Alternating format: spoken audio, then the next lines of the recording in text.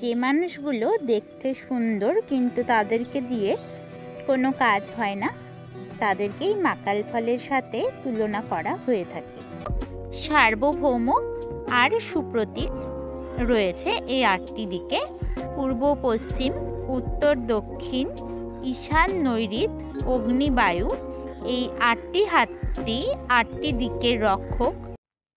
বিদ্যার দিগ্গজ শব্দটি আমরা মহামূর্খ অর্থে বলে থাকি। বিদ্যা অর্থাৎ জ্ঞান, আর দিগ্গজ শব্দটি ভাঙলে হয় দিকগজ। গজ অর্থাৎ হাতি। বেঙ্গালি উইথ তমা চ্যানেলে আপনাদের সবাইকে স্বাগত জানাচ্ছি। যে কোনো বিষয়ের ওপরে ভিডিও পেতে আমার যে কোনো ভিডিওতে কমেন্ট করে জানাবেন। আমি চেষ্টা করব সেই বিষয়ের ওপরে ভিডিও তৈরি করে দেওয়ার।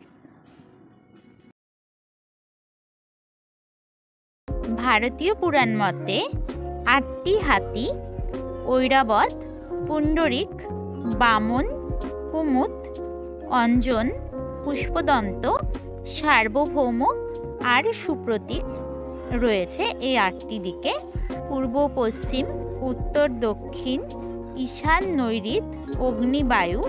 এই 8টি হাতি 8টি দিকের রক্ষক। তারা বিভিন্ন দিকের খবর রাখে। তেমনি কোনো ব্যক্তি যদি পণ্ডিত হন, অনেক বিষয়ে জ্ঞান থাকে, তাকে দিগ্গজ বলা যেতে পারে। আমরা ব্যঙ্গ করে যে কিছু জানে না অথচ সব জানতার ভান করে, তাকে বিদ্যার দিগ্গজ বলে থাকি। চ্যানেলে নতুন হয়ে থাকলে চ্যানেলটিকে সাবস্ক্রাইব করে পাশে থাকা বেল আইকনটি প্রেস করে রাখবেন সবার আগে ভিডিওগুলোর আপডেট পেতে। ভিডিওটি ভালো লেগে থাকলে লাইক করে দেবেন। মাকাল ফল বাইরে সুন্দর, ভেতরে কিছুই নেই। যে মানুষগুলো দেখতে সুন্দর কিন্তু তাদেরকে দিয়ে কোনো কাজ হয় না, তাদেরকেই মাকাল ফলের সাথে তুলনা করা হয়ে থাকে। মাকাল ফল দেখতে সত্যিই সুন্দর। লাল টুকটুকে এই ফলটি দেখতে আপেল কিংবা চেরির চেয়েও ভালো। এই ফলটির ভেতরে থাকে থকথকে জেলি মাখা কালো কালো বীজ। বাইরে থেকে দেখে এই ফল খেতে ইচ্ছে করলেও ভেতরের কদাকার রূপ দেখলে আর ইচ্ছে করবে না। খেতেও ফলটি ভালো নয়, তেতো স্বাদের, মুখে দিলে গা গুলিয়ে আসে।